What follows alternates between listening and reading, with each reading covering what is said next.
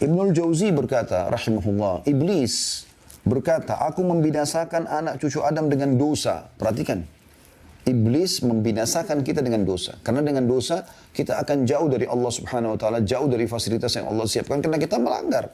Nabi Adam alaihissalam dikeluarkan dari surga, melanggar, gitu kan? Sampai dia memohon ampun kepada Allah. Itu pun ya, butuh waktu untuk kembali lagi ke surga. Dan mereka membinasakanku, kata iblis, dengan istighfar dan la ilaha illallah.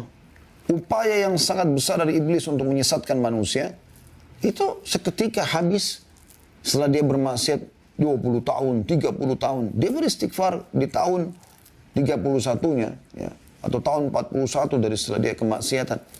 Allah maafkan semuanya. Habis upaya iblis. Maka binasa, kata iblis. Saya binasa ini karena upaya saya, semua energi yang saya keluarkan, strategi dan segala macam habis dengan istighfar.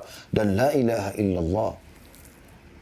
Dengan terus bergantung, memahami makna tidak ada Tuhan yang berhak disembah kecuali Allah. Lalu hanya bergantung kepada Allah. Dengan penuh keyakinan Allah itu maha kuasa, maha adil, maha baik. Ya, dan seterusnya. Dan ini statement yang luar biasa. Lalu kata beliau, iblis masih berkata, manakala aku melihat hal itu pada mereka, aku tanamkan pada mereka nafsu, ya, hawa nafsu, di mana mereka berbuat dosa tapi mereka tidak beristighfar karena mereka mengira diri mereka berbuat baik. Jadi orang kalau sudah buat maksiat yang iblis lakukan dengan para pengikutnya, bagaimana membuat orang itu nyaman dengan dosa tersebut, atau bahkan sebaliknya. Kalau dia ahli ibadah, dia seakan-akan sudah kotor, sudah pelanggar, nggak perlu istighfar. Ini keliru. Di poin ini penting teman-teman sekalian. Setiap Anda mulai mau terjerumus dalam kemaksiatan, ingat Allah SWT. Dan kalau ada peringatan dalam hati, khawatir dan segala macam, berhenti. Jangan lagi melakukannya. Lari kepada ketaatan kepada Allah SWT. Anda yang bisa menyelamatkan diri Anda sendiri. Allah mengatakan dalam Al-Quran, A'udzubillahi minasyaitonirrajim, innallaha la yughayyiru ma biqaumin hatta yughayyiru ma bi anfusihim. Allah tidak akan pernah mengubah nasib satu kaum sampai mereka mengubah nasibnya sendiri. Ini poin penting. Justru pada saat itu Anda beristighfar kepada Allah Subhanahu wa taala. Jangan terus melakukan kemaksiatan itu. Berhentikan. Qatadah berkata rahimahullah, perkataan yang luar biasa ini. Dia mengatakan, Al-Quran menunjuki kalian penyakit dan obat penyembuh kalian. Al-Quran menunjukkan kepada kalian tentang penyakit yang berbahaya buat kalian. Dan ada penawarnya. Ada obatnya. Penyakit kalian adalah dosa. Penyakit kalian adalah dosa. Nah, kita harus paham, jadi dosa itu penyakit, racun. Berbahaya buat kita. Dosa itu untuk dipelajari dan ditinggalkan. Amal soleh dipelajari itu diamalkan.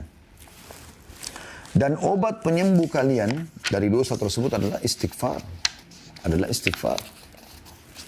Ali radhiyallahu anhu berkata, statement yang menarik sekali dari beliau. Sahabat Nabi yang mulia. Yang aneh adalah orang binasa padahal keselamatan bersamanya. Orang tertahan fasilitas dunianya, penyakitnya nggak sembuh-sembuh, nggak dapat jodoh, nggak bisa maju-maju usahanya dan segala macam hal. Yang aneh adalah orang binasa padahal keselamatan ada bersamanya. Di akhirat juga dia masuk neraka. Maka beliau ditanya, apa keselamatan Anda maksudkan? Kata Ali radhiyallahu anhu, istighfar, memohon ampun kepada Allah. Apapun permasalahan Anda, saudaraku, saya ulangi lagi, permasalahan apapun yang sedang Anda hadapi, kecil ataupun besar di dunia ini, maka yang paling pertama, istighfar kepada Allah. Berusaha selalu istighfar. Mohon ampun. Karena penyebabnya dosa. Gitu kan?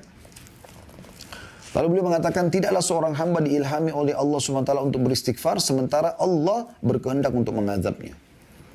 Jadi kalau ada hamba yang Allah mudahkan untuk beristighfar, berarti memang Allah inginkan untuk mengampuni dia.